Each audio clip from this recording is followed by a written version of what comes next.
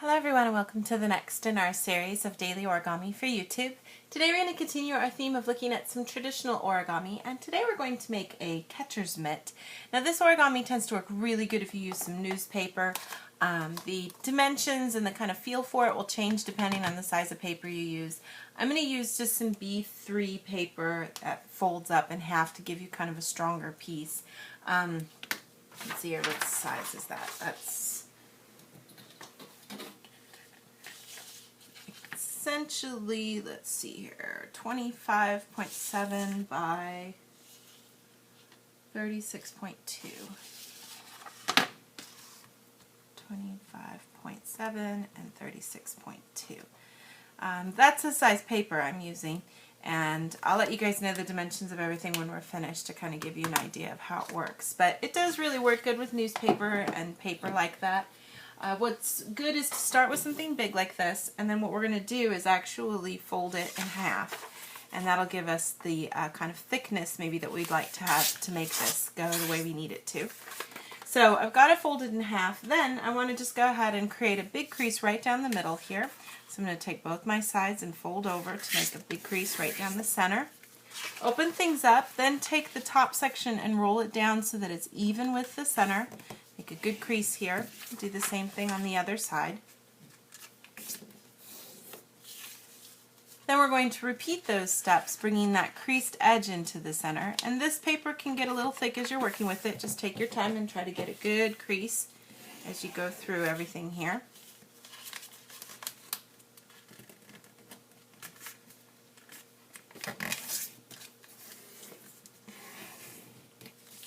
So we have something that looks like this.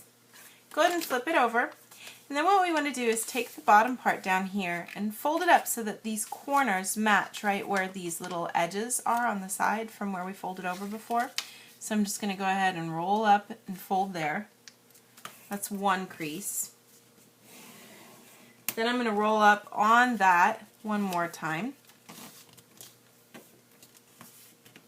and then do it one more time.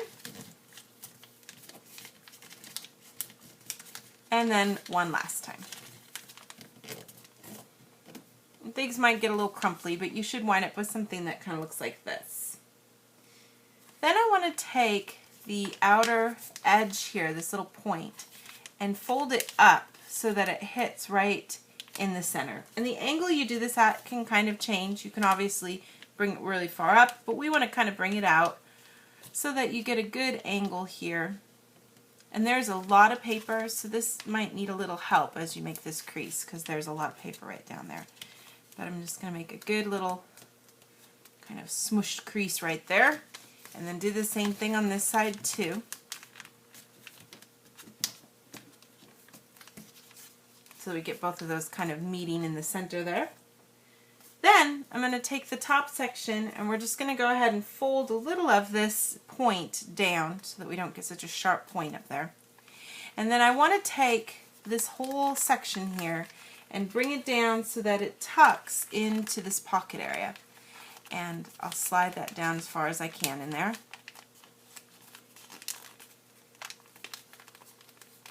Try to keep things lined up at the center. And that gives you a finished mitt. Now, if you look at it from behind, you've got these two little sections here that you can put your hand into in some way, in a fashion.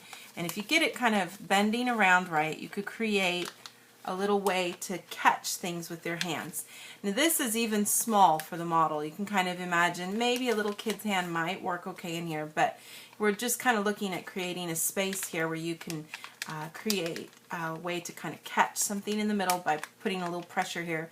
You can imagine kind of catching the ball with this. So it's kind of a fun little quick alternative to playing with some things, and you can use it as a way to try to catch stuff by just using the flaps in the back here as a section to kind of put your hand and then pinching together, preferably with your finger, your thumb and your forefinger, to just kind of create a little bit of pressure here to catch something.